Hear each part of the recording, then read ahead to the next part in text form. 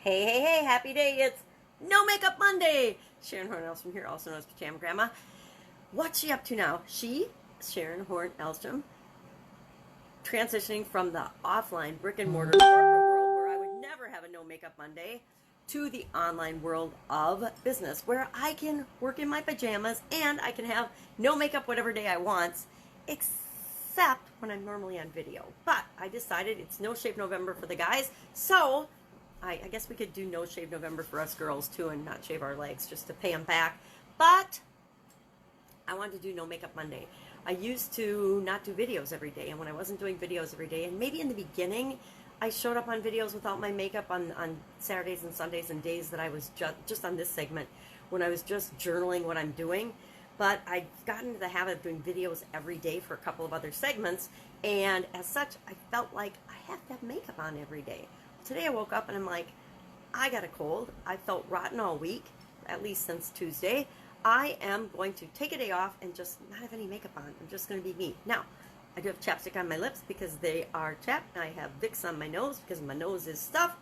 But I don't think that constitutes as makeup. Anyway, I challenge anyone who is brave enough to share a snapshot of themselves without makeup. Guys, No Shave November, share a snapshot of yourself with your hairy face in the comments below, just to show people that it's okay to be who we really are.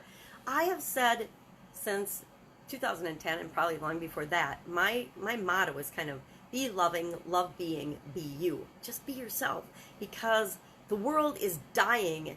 Everyone in the world is dying to be themselves. We all just want to be ourselves. And the world, oh my gosh, the marketing messages, the world, everything we're told, everything we're shown is telling us to be something else, to be different, to be better, to always be better, to always be prettier, faster, have longer eyelashes. Hey, someday maybe I will go and get the eyelashes every 2 weeks, but for right now, it doesn't make any sense. And all of those enhancements, I mean, do they make us more of who we are, or are they just masking who we are and not showing us to the world?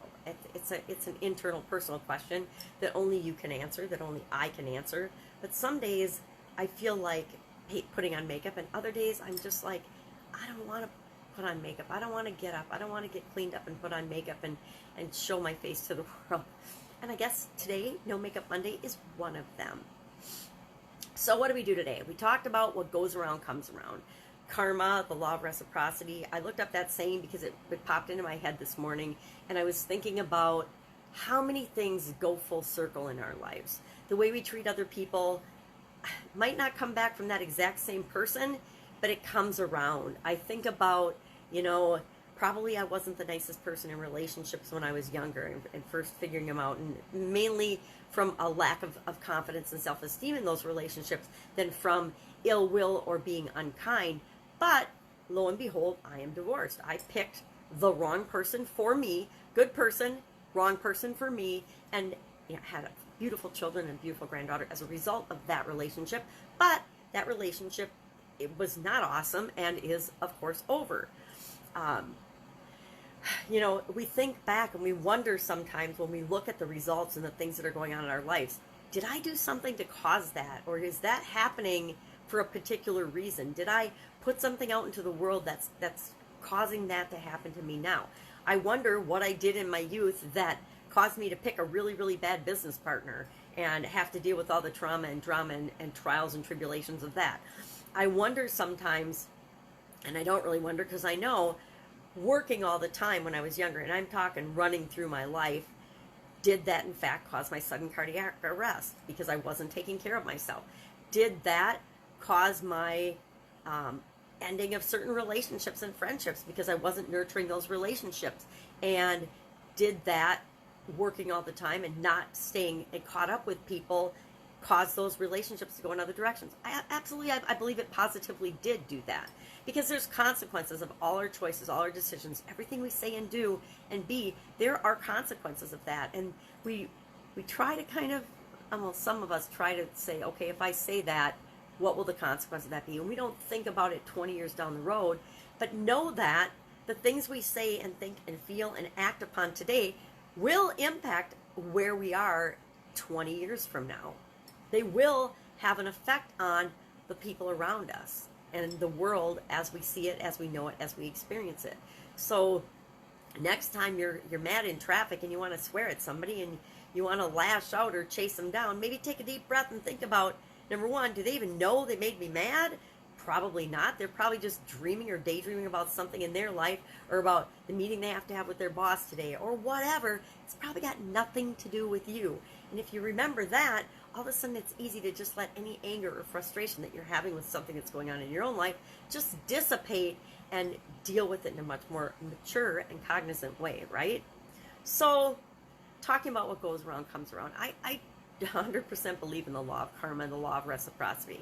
I think what we put out into the world is what we get back tenfold. And that's why I like to share a lot of information and talk a lot and ramble and give a lot of stuff and talk about what's working, what's not working, what has worked in the past, what hasn't worked, what I've been scared to try, but I'm going to get up the gumption to do it, what I believe and why those false beliefs, because almost all of our beliefs are false beliefs, right?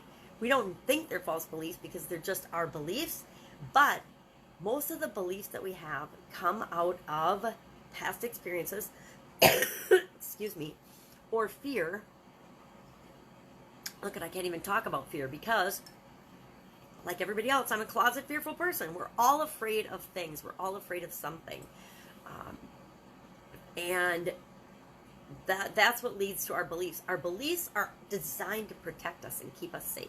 Our thoughts, our feelings, our beliefs, they're all designed to keep us safe. Our feelings are the indicators of whether something is or is not for us, but most of us can't even get through to what we're actually feeling to think about it and act accordingly, because we're so busy with all the outside stimulus of the world that we don't even pay attention to how we're feeling about something.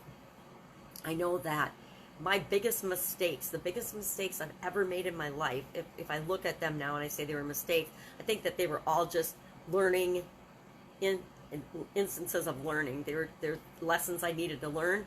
But if I call them mistakes, if I think about every one of the biggest lessons I've ever learned, it has been because I was not listening to my intuition. I wasn't listening to my feelings. I wasn't paying attention to who I really am and what was really right for me at the time.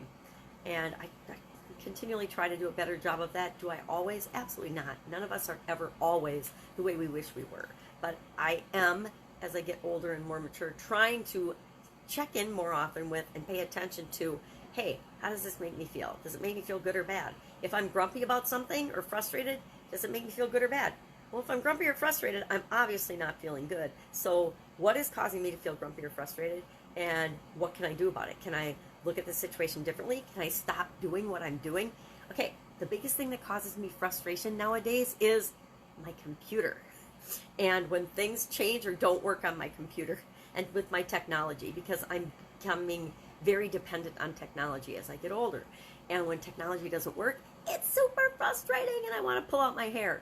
But instead of pulling out my hair, I just stop, take a deep breath. Sometimes I just turn it off and on, and voila, as if by magic, it works. So instead of getting frustrated, I do a couple of challenging problem-solving steps. Number one, turn it off. Number two, change what you're thinking. Number three, change what you're doing or whatever to make sure that I feel less and less frustrated. And this is from a frustration addict, a recovering frustration addict, because I used to be frustrated all the time. What is frustration? Frustration is thinking things should be different than they are. Now, talk about setting yourself up for failure. Things are what they are, and if I'm always thinking they should be something different, I'm always going to be frustrated. But if I can just take a deep breath, step back, and say, okay, this is how things are. What needs to change, or what can I do about it, or how can I look at it so that I can have an impact on it versus being frustrated? Because being frustrated doesn't add any value to the situation. It actually detracts from the situation. So that was always a big lesson learned for me.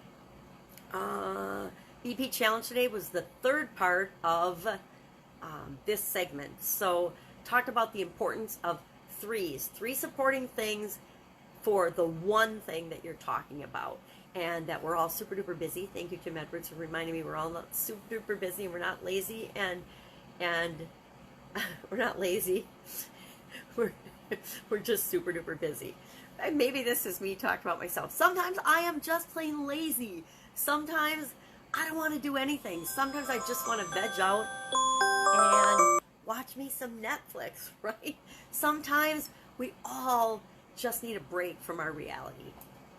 Anyway, so the power of threes, the importance of three, no more than three supporting things that all support the one thing that you're sharing. It's very important. So today, the one thing, I guess I'm sharing more than one thing. Sorry. I'm just summarizing what's going on. 4-year-old will be here any minute, so I'm going to probably wrap it up. But, my third thing is another supplement. I'm working on supplements for the BP challenge. 90-day pushes, love them. Gonna find a way to monetize them because challenges are my thing. I think challenges are my thing. I've been trying to avoid picking my thing, but I am going to, I think, make 90-day challenges and 90-day pushes my thing because I think they are the most powerful way for people to see massive, massive changes in their life in a short period of time. I think that it's imperative that people know that they're in control of their lives and they can get the results they want, and they can get the results they want in days, not years. Everybody tells you, oh, have a 5-year plan and a 10-year plan. You know what? There's no guarantee that we're going to be here in 5 years or 10 years. So you better have a 90-day plan, and you better be working that plan every single day and moving forward with what you want. And only one thing at a time, one goal at a time. Reduce your blood pressure, one goal. That's all I'm working on right now. I'm working on other business stuff too. But for me personally, my one goal, my one objective right now is to reduce my blood pressure because that's the number one thing I need to be doing right now. I need to be taking care of my health and reducing my blood pressure. And there's lots of different ways of doing that. And a 90-day push is the quickest, fastest, easiest way I know to make sure that I get that result, that I get my blood pressure down and I don't have to take a prescription. So, working on that.